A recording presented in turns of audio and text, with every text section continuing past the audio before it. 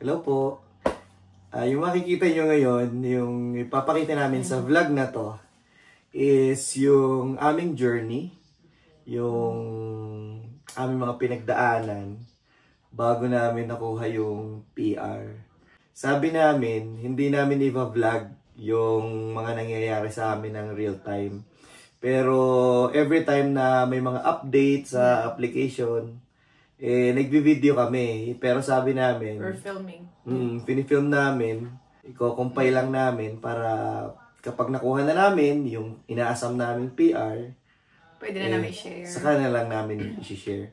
At saka para sa amin is parang ano namin to memories kumbaga na mababalikan namin.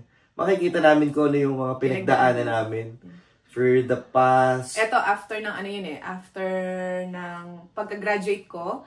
So simula nung nag-apply kami ng PGWP hanggang sa lumabas yung result, nag-apply kami ng for nomination, and then na-receive namin yung certificate hanggang sa nag-apply ng PR. So yun, panoorin niya guys. You can watch it.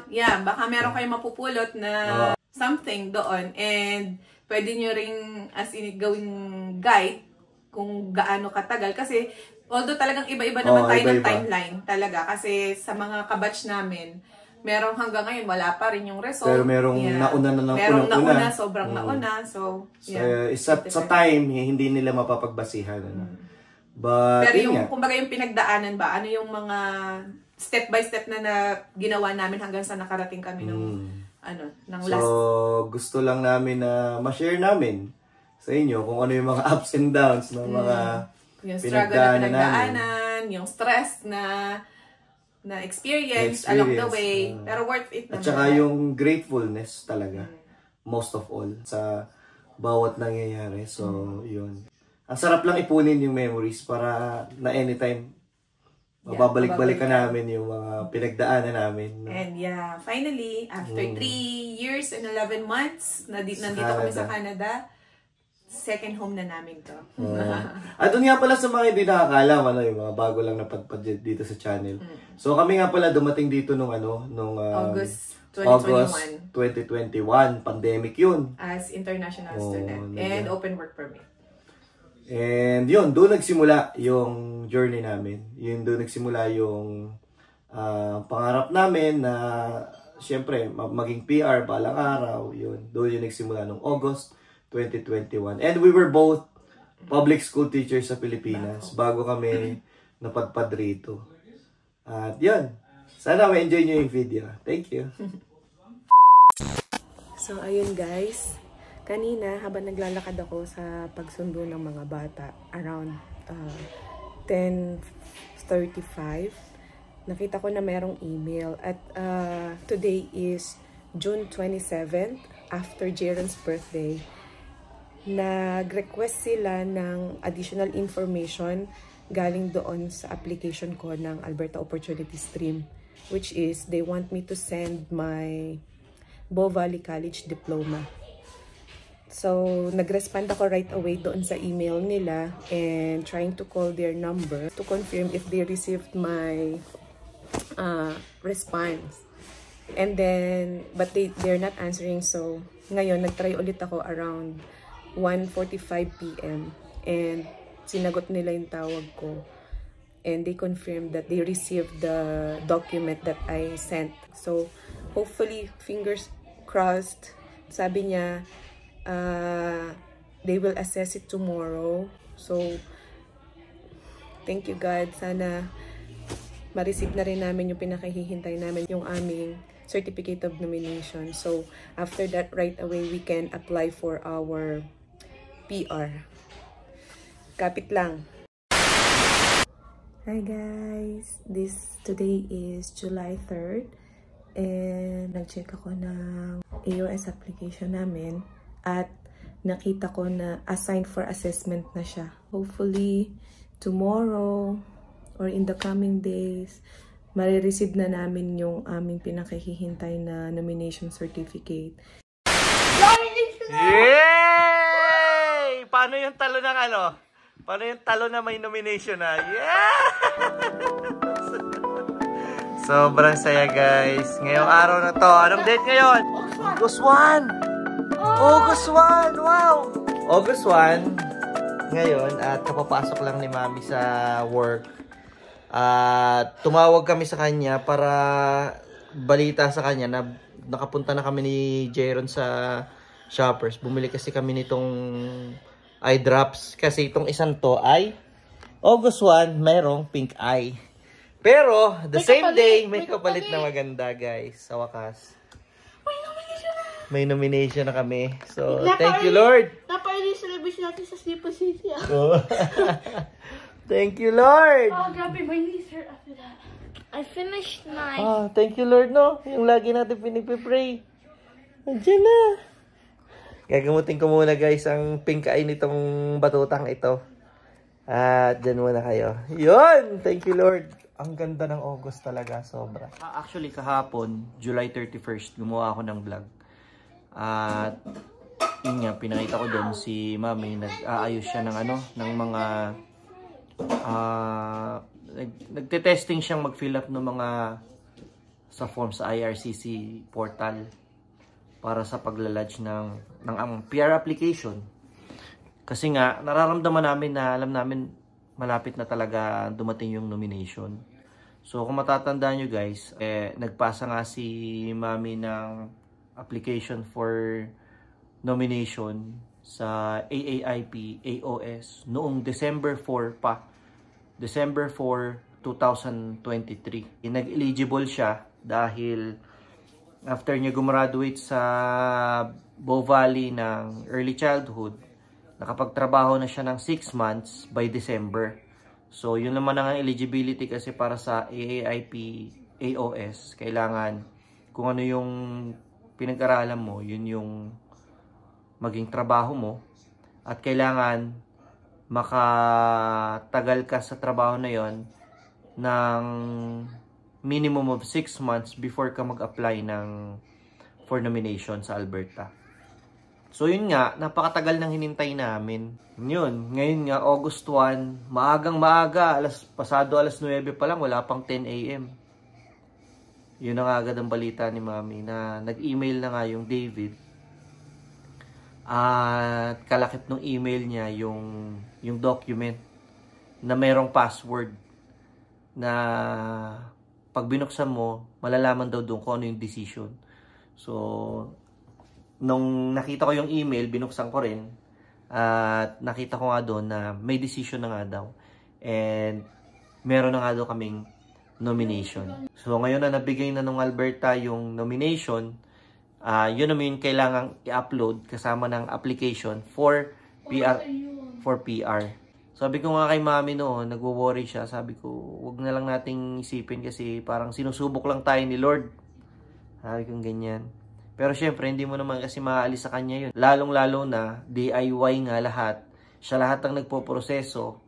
And then, syempre, meron sila kasi mga group na nagkakabalitaan sila kung, ano na yung mga ina-assess, mga anong buwan nag-apply na yung ina-assess.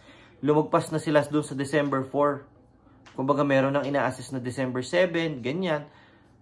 Lumagpas na sa December 4 pero wala pa rin kaming nare-receive na nomination. Pero sabi ko nga, tiwala lang kasi hindi naman tayo dadalhin sa Canada kung wala magandang plano si Lord sa atin. Yung lagi kong lagi kong sinasabi sa kanya. Ayun. Finally, dumating na rin yung magandang balita. May mga kakilala kami, may mga kaibigan kami na yun nga, yung hindi umabot doon sa doon sa pag-a-apply sa AOS. At ngayon, nahihirapan sila kasi nung nag-resume itong AOS, ang ginagawa na lang is every month every month makakapag-apply. Pero sobrang limitado lang ng tinatanggap ng system. Sana naman lahat ng mga eligible makapasok na din. Ano naman na yan kumbaga parang uunti na rin yung queue na yan kasi nga, in the future, gawa nga ng, syempre, lalo na ngayon, sobrang bawas na yung mga estudyante na papasok dito sa Canada kasi nga dahil sa mga ipinatupad ng mga bagong policies, sa mga pagbabago na pinatupad nila, in the future talagang uunti na yan. Especially for next year na intake, mountain na talaga yung mga student dahil nga sa dami ng mga ng mga pagbabawal. Tuntua yung mga bata kanina, nagtatatalon sila eh. Kasi kahit mga bata yan, naiintindihan nila yung pinagdadaanan namin. Kasi na-explain namin sa kanila. 2,000 years later. Hello guys, anong date ba ngayon? It's January 8! January 8. Oo. At kauwi lang ni Mami from work. Pagod sa trabaho, ako hanggang ngayon masama ang pakiramdam. Pero biglang nawala ang sakit ng pakiramdam. Ang sama ng pakiramdam namin guys. May movement yung aming permanent residence application. Kaya naman ngayon ay ito. Pagdating sa trabaho, pugad si Mami. Hopefully guys, Lord, sana talaga ay para sa amin at Lord. Di bali yung maghintay o naghintay kami ng matagal, walang problema. It's been 5 months since I submitted the application. August 1, nung sinubmit natin. And then today is January 8, so it's been 5 months and 7 days. Kasi sa dating timeline naman kasi dapat talaga is may nangyayari na sa application namin. Kasi usually before is, alam mo, 3 months. 3 months nga lang ata, ano? 3 to 4 months. Ay nare-receive na ng applicant yung AOR. Oo. So ngayon kami ay 5 months and 1 week. 5 months and 1 week. So to be exact, nandito na yung AOR namin. At meron dito mga instructions na kailangan naming gawin at sundin ngayon para daw mas mabilis na maproseso yung PR application namin. Like ngayon, yung gagawin namin is ililink yung application namin online. Ano? Sabi nila, para hindi na sila magko-contact by email sa'yo, kundi doon na direct ang papasok yung mga messages nila. Yung pagkabasa ko. So, yun kasi yun ang gagawin ngayon. Nag-email pala yun, kinabahan ako nung magsi-6 o'clock kasi sobrang busy sa work. Tapos, pagtingin ko, may 4 na email from IRCC. So, syempre, ang kaba ko, baka ako ano to, return or something na wala na or ano yung about sa... Kasi yun lang naman hinihintay namin na application eh. So, pagkatingin ko, parang ayokong buksan kasi 6 o'clock. Sakit talaga ng ulo ko. Pagbukas ko, ang nakita ko is, we received your application na. So, yun yung acknowledgement of receipt na tinatawag. AOR, or Acknowledgement of Receipt. So, ibig sabihin, binuklat na. Binuklat na ang application. Tinanggap na nila. Ngayon tinanggap. At yun nga, ang isang reason kung ba't kailangan i-link online, para kung meron daw mga documents na kailangan nila for the review, for reviewing the application, doon na i-attach, doon na isi-send. At hindi na by mail or regular mail. Pwede kagaya ng biometrics information, yung request nila, yung yun na tinatawag. Oo nga so, pala. may request na kami, so kailangan namin yung magawa right away para hindi ma-prolong yung process ng application. Oo. So, yun. Dumating na nga pala yung request for her and for my biometric instruction. So, kailangan namin, ibig sabihin, nire-request na nila kami na magpasa ng biometrics. Ibig sabihin, kailangan namin pumunta ng Service Canada. Kailangan namin yung mabook agad-agad para ma-send sa kanila. Alam nyo guys, malaking ano na to sa amin, malaking achievement yung palang magkaroon ng AOR kasi sa dami nang naghihintay na nakikita mo kasi may grupo din kami. So sa dami na naghihintay, parang ayoko na nga magbasa kasi ayoko yung na-experience ko nung naghihintay ako ng nomination, yung naramdaman kong stress at anxiety nung time na yun. Iwan ka na, di ba? Na parang bakit sila meron na nalagpasan na yung date na nagpasa ako, tapos hanggang ngayon wala pa. So parang kinwestiyon ko yung ginawa kong process, yung application. Dumating din sa point na parang kinu-question ko na rin bakit nangyayari yon. Siyempre, walang assurance nagpunta ka ng Canada. So, tanggap namin talaga naman na hindi naman assurance na ma-PPR kami dito. Pero, yung hope ba, dahil may chance naman talaga, dahil nagbibigay sila ng chance na ma-PR. So, yon. Pero, in God's grace, na-receive naman namin yon. At eto na nga, naka-apply kami ng permanent residency. And ngayong araw na to, na-receive naman namin yung AOR. Hindi smooth sailing, napakadami namin pinagdadaanan. Especially dun sa PGWP namin. Alam ko, meron ibang mas may matinding pinagdadaanan. Maaring kasing 50-50 kasi yan, maaring ma-refuse o hindi. Pero yung tagal ng hinintay namin noon, halos nadidepress na si Joyce kasi hindi ko maaalis yun dahil siya talaga nagpo-proseso. Nandun kasi yung part na parang baka may mali siyang ginawa. Ako lahat ng sisi nun Parang inaano niya yung sarili niya, baka may mali siyang ginawa, hindi siya na-submit. hindi siya na-prove, para ma-satisfy, para mabigyan kami ng extension, tsaka ng PGWP. Yeah. So, kaya nandun, mas malaki yung ano talaga sa kanya, yung anxiety, yung depression, yung epekto sa kanya. Kaya ganun. Siyempre, ako lahat nag-upload. DIY nga eh. So, walang agency, walang tutulong sa'yo, kundi sarili mo. Sarili mong understanding, sarili mong basa. So, kung may mali, kung may mali ka nagawa, lahat ng, parang gusto kong isisi sa sarili ko. Kaya, yung anxiety, yung pressure na habang naghihintay, yun ang sobrang bigat. Sa mga kagaya ko na gumagawa ng sariling application, ng pagpapasa ng document, sariling understanding mo lang, mabigat. Siyempre, dala mo yung buong pamilya mo, tapos sa'yo lahat nakasalalay kung tama ba yung ginawa mo o mali, di ba? So, pero yung sobrang, ngayon pa lang, sobrang proud na ako sa ginagawa mo. Ganado yan! Wala pa akong boses, pero sobrang saya talaga ngayong araw na to.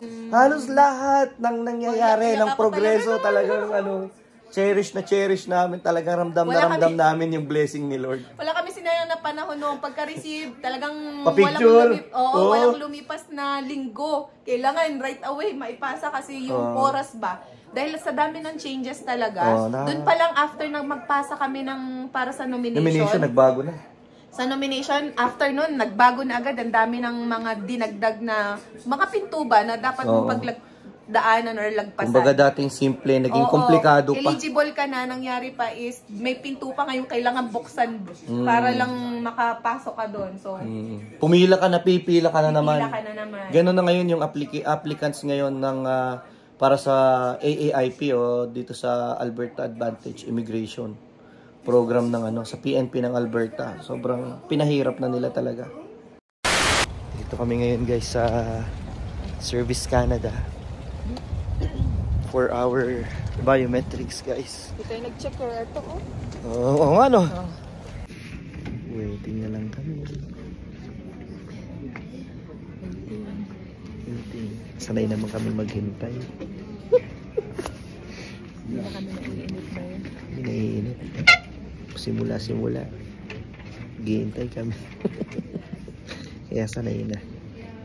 Maaga naman kami dumating ng mga 20 minutes pero mga 30 minutes. Pero napakarami na ng tao talaga dati. Kahit saan naman yata Service Canada. Lalo na daw sa Harris. Mas madami. Madaling araw pa lang daw may pila. Kasi main yun Yun kasi yung nasa downtown guys. Doon namin nabuhan sa screen yung number namin. Para makapagpa-biometrics, makapagpa-picture. Yan guys. Nakakalabas lang namin ng Service Canada. Sana hoping and praying na tuloy-tuloy na. At hindi magkaroon ng problema. Pero chinek na agad ni Mami, excited. Sabi kasi nila, usually, after 5 minutes pagkatapos mo, lumalabas. Oo nga, updated na nga daw. Saan ka? Dito ako sa GRC. So, updated na doon sa Saan ba yung sinisilip? Sa GCK? Sa GCK. Updated na. Yun Lord, sana po tuloy-tuloy na. But thank you, Lord. Thank you, Lord. Kasi ay sa wakas. May usad-usad kahit Umuusad na po ang aming application. Tiwala lang. And more prayers. Ibigay lahat yan ni Lord. Tamang panahon. Yes. Hindi tayo nagmamadali. Hindi sa atin bago matapos ang ating validity ng permit. Kasi syempre, yun yung limit, kumbaga. Kung kailan ka alam. Naubos na natin ang 1 year and ilang months ng PGWP mo. 1 year and 2 months. Ang permit namin ay hanggang November 2026. Na-receive namin yung aming AOR at biometrics request nung isang araw. Kaya in-schedule na rin namin agad at ngayon nga. Ngayong araw na to yung nakuha namin. Nakapagpa-biometrics na kami. Yun. Kakape muna kami. Bye. Update muna kami. 2,000 years later. Hello po, kumusta kayo? It's March 26. It's 2:40 ng hapon at On the way ako para sumundo sa mga bata from school. At napakasarap ng gising ko ngayon. Pala masarap yung gising ko, kundi masaya yung gising ko. Kasi ginising tayo ng tawag ni Mami from work. Binalita niya sa akin na may paggalaw ulit sa aming application. Awa ng Panginoon.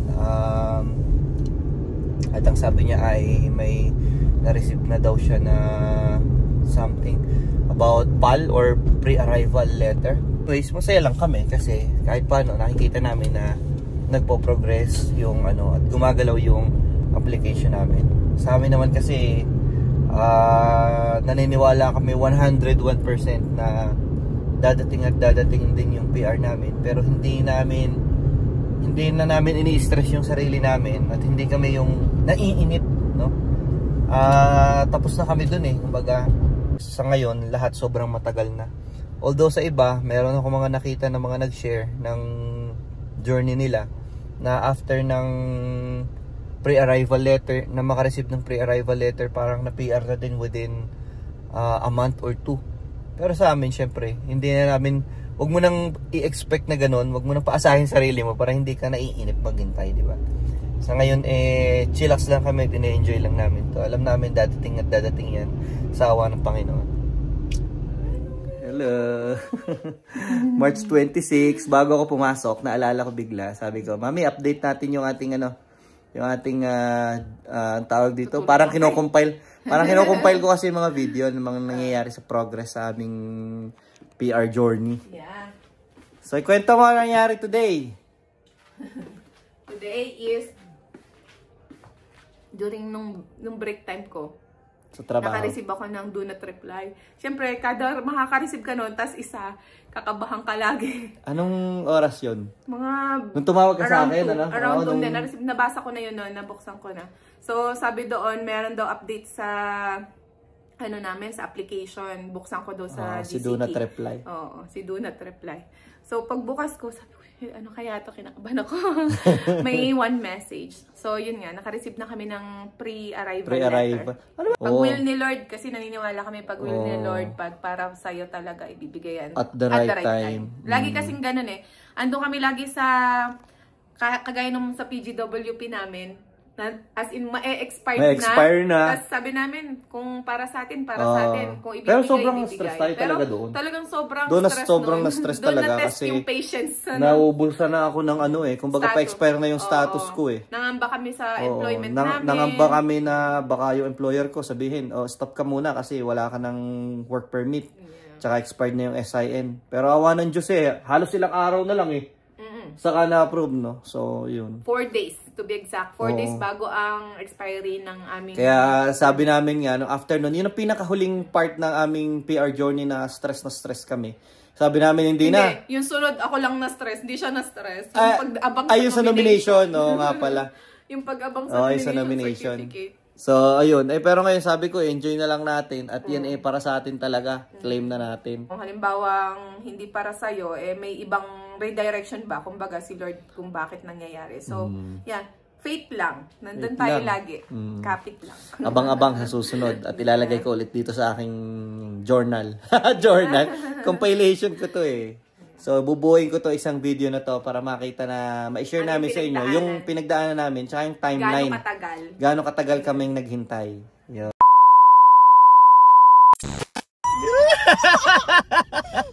Sobrang saya. Pinagkukwentuhan lang namin tungkol sa update ng application. Anong araw ba? Kailan ba nag-update ng huli? Ng ng PAL, PAL, Oo, tapos ngayon ay Friday, kagigising ko lang at kauuwi lang ni Mami galing work.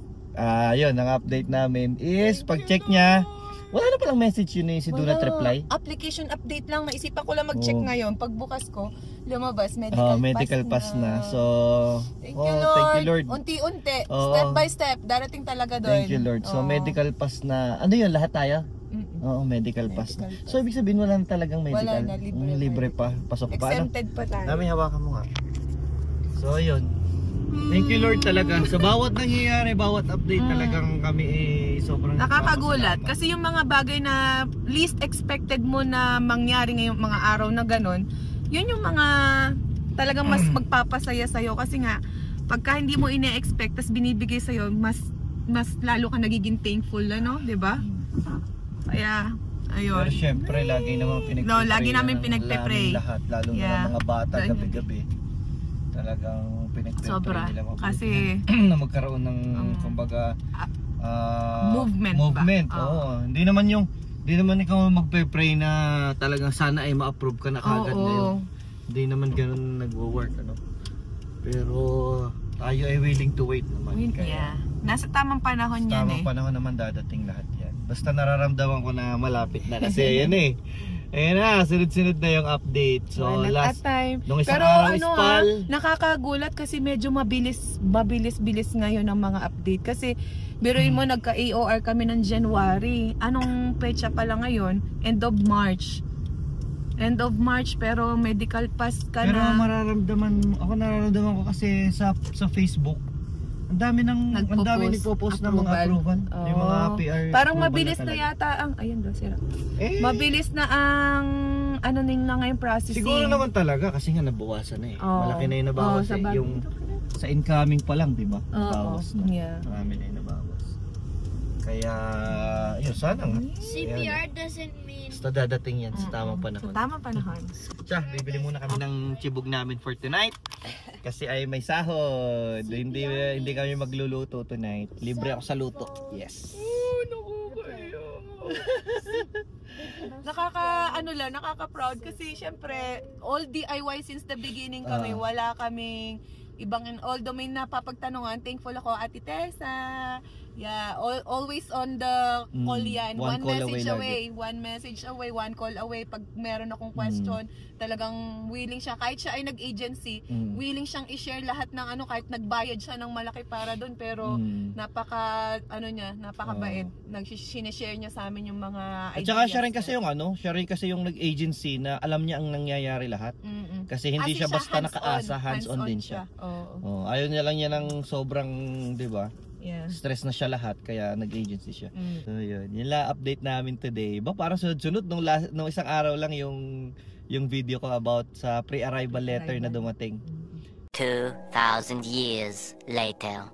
Medyo kinikilig-kilig pa akong magkwento ng mga kaganapan lately. At hindi ko ba maipaliwanag, pero sabi ko nga kay Mami nung kahapon, sabi ko kasi parang may kakaiba akong nararamdaman na positibo sa sarili ko nung araw na yon. Merong kakaibang aura akong nararamdaman.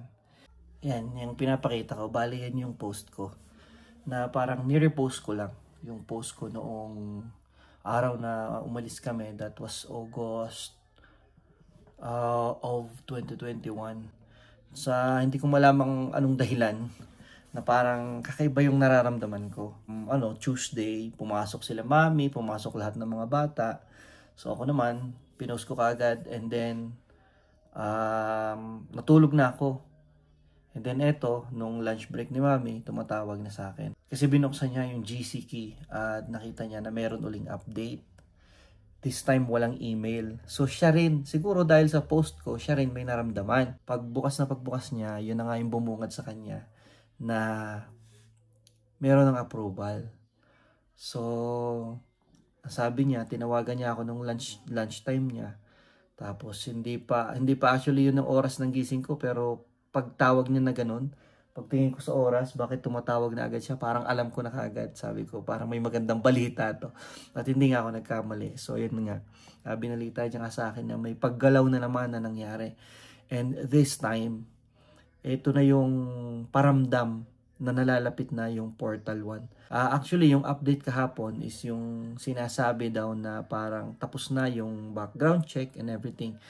So parang, ang sabi sa akin ni Ma'am, hindi ko na rin kasi masyadong naiintindihan, pero ang sabi niya, ay halos parang approved na daw talaga yung PR namin. Pero syempre, kailangan ng Portal 1 kasi doon i-update yung basic information. Ngayon is Wednesday and tumawag ulit siya bago na naman ako gumising ng 2 PM para sa mundo. And sabi niya nga is na-receive na yung Portal 1 at sa sobrang excitement ni Mami, na-replyan na niya daw. So sa ngayon guys, ang update namin is naghihintay na lang kami sa Portal 2 o sa P2 yung tinatawag at para mahingi yung litrato naman na kailangan naming i-upload or i-send. Ito yung litrato na gagamitin or ilalagay para doon sa mga permanent residence card na ibibigay sa amin, na i-issue sa amin once na lumabas na. So, Portal 2, maghihintay ulit kami ng Eco-PR, and then after ng Eco-PR, maghihintay ulit kami para naman ipadala na mismo yung PR card. So, sa ngayon, nararamdaman ko na talagang eto na. Nagbubunga na ang lahat ng mga pag-iintay at pagtsatsaga, lahat ng ito na yung sagot sa gabi-gabi, araw-araw naming dinadasal na sana makuha namin. At sana nga, dahil hindi naman kami kahit kailan nagkaroon ng doubt, dahil alam namin na sa tamang panahon at sa panahon ni Lord, dadating at makukuha namin ito dahil ito yung pangako ni Lord sa amin. So, sa ating lahat na naghihintay, patiently waiting, huwag tayong magsawang magdasal at huwag tayong mag-doubt dahil mas alam ni Lord, no? Bago pa man, alam ko, lagi ko sinasabi, bago pa man kami nagpunta ng Canada, alam ko, yari na yung aming istorya na gawa na ni Lord. Sobrang saya. Bawat paggalaw, bawat nangyayari maliit na bagay, ganun na lamang yung pasalamat namin sa Panginoon, kami ni Mami. Talagang dinidinig niya ang lahat ng aming dasal. So, yun lamang for now. Babalitaan ko kayo kapag na-receive na namin yung P2. At syempre kapag na-receive na namin ang Eco-PR. Ngayon, Thursday, June 12, araw ng kalayaan namin ang aming Portal 2. Portal 2. Pinagsasubmit na kami ng photo namin. Initiated na daw. So mamaya ay kailangan na diretso na tayo. Magpa-picture na tayo mamaya. Sakto si Kuya nakaganon ng damit. Oo. Tapos, yun, para sa P2. Yes! Yes! Thank you, Lord! Thank you, Lord. Yan! Nakapang pangmatindihan. Nakapang-DE na. At kami, galing kami ng London Drugs. Kasi inulit namin yung litrato namin. Kasi yung aming picture nung para sa application ay ewa, nakapambahay. Tapos hindi may pinta mukha. Tsaka si Johan mukhang baby pa nun. Baby pa si Johan. Tsaka si Kuya din. Oo, kaya pinaulit namin. Nakapang matindihan na tayo ngayon kasi syempre yung pang PR card na to. Yeah! Finally! Yes! Long wait is over. Pakita mo yung mga picture natin, Mi. Hindi ko. Kami maging mukhang magnanak. Pakita mo yung mga picture natin pang matindihan. Ganda, yun, no? Buti na nag-lipstick ako. Yun, no? Ang team namin ni Johan. Pag-pwesto ni Johan, ngiting-ngiti. Nakalabas ang ngiti. Nakaganon agad. Oh, no. Bawal hindi pwede nakangiti. Para ding passport, di ba? Ito. Ayun, mais-ais na. Ganda ko, no? Kuya, ang maputi lang sa'yo yung pisngi mo, hindi ito. Bakit may glasses ako? Yung ganda maputi. May glasses kasi ako. Mukha na kaming tao dito sa namin. Ayan. So, Mami, after ng Portal 2, Mami, ihintay na lang tayo ng Eco-PR. Yeah! Kakakilig! Yup. Dina-download na ni Mami yung digital copy ng photo namin online para ma-upload sa... Saan yung tina-upload, Mami? Sa GCK? Sa PR portal? Yun. Para ma-upload na sa PR portal. Ang galing pala ng dito, yung sa London Drugs. Doon na kasi kami lagi nagpapakuha. Pero alam ko may mga mas murang kuha na dito. Ang gandahan dito, kapag ka pala na-deny, like nagka-problema sa picture at hindi in-honor ng, let's say, ng IRCC, pwede mong ibalik sa kanila yung receipt, yung letter ng IRCC or email, and then ulitin nila yung litrato para makasunod sa kung ano yung requirement. Ganun pala yun. So, wala nang babayaran. Guaranteed.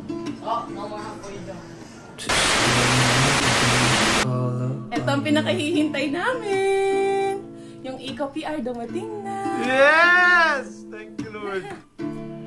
I think it's hard how we always wait another day.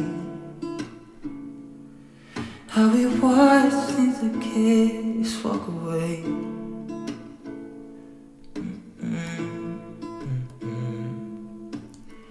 Let's live